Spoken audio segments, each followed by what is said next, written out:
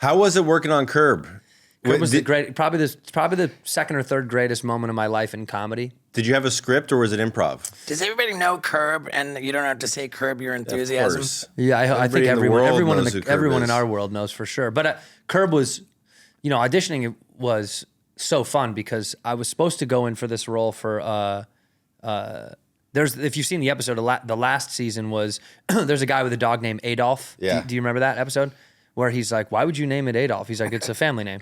And Larry, but so they wanted me to do that, so I went in there with like a German accent, and it crushed. And then Larry told Allison, who casts the show, who put me in The Office, she put me in a bunch of stuff. She was like, he was like, he doesn't look Aryan, dude. He has red hair. Like this, we want a guy that looks like a Hitler boy, like this guy that's not gonna work. So I was a little bummed because they talked about it like right in the room. And then Larry was like, I want him to do something. So they had this other character.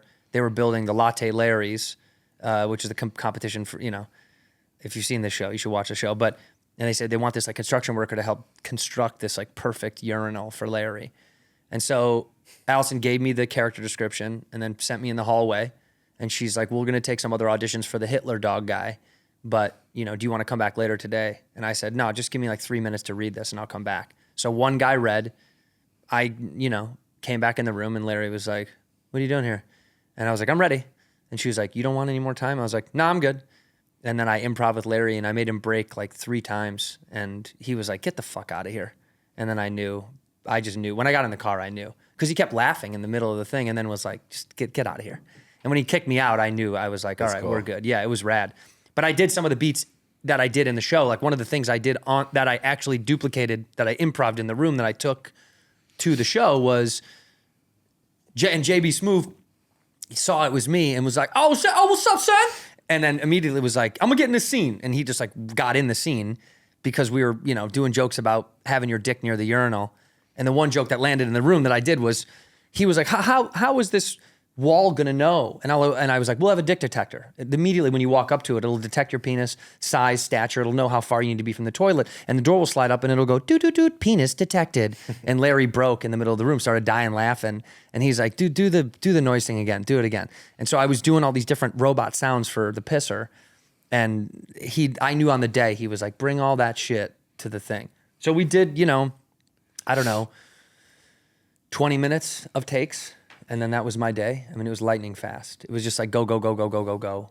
And then you're done. It's super quick because they improv one big scene. Larry goes, no to that. Yes, no, yes, no.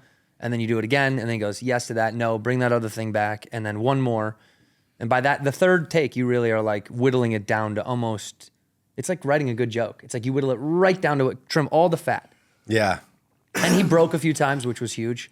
Like it was nice to make him laugh, but I was diligently working on not laughing at JB because maybe one of the funniest people I've ever seen live in my entire life. Like he just is so good at that character on that show and making up just chaotic nonsense. Like he was talking about how like what side of the pants that your penis is on dictates what kind of man you are.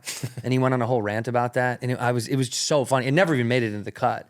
But from that, Larry took a piece of that to do something else. That's how they work. Like they're little comedy magicians. He like takes a thing, moves a thing, puts it here, there. But I think he knows every single beat he really wants to end up at, but he lets you find it a little bit on your own. That's crazy. He's the greatest comedic producer, performer I've ever worked with live in my life, by far. Did Bobby have that same experience? Because I didn't realize Bobby was the Korean bookie on like season 3. Yeah. And was he? I'm sure Bobby was having a panic attack the entire time and not knowing what to do. But he did good though. Do you like shopping on Amazon? I do. And good news is Steve-O's butt wipes for your butthole are available on Amazon. And if you want a real bundle of a deal, you can get Steve-O's hot sauce for your butthole, plus Steve-O's butthole destroyer, and Steve-O's butt wipes for your butthole. It's the butthole bundle, available on Amazon right now. Yeah, dude.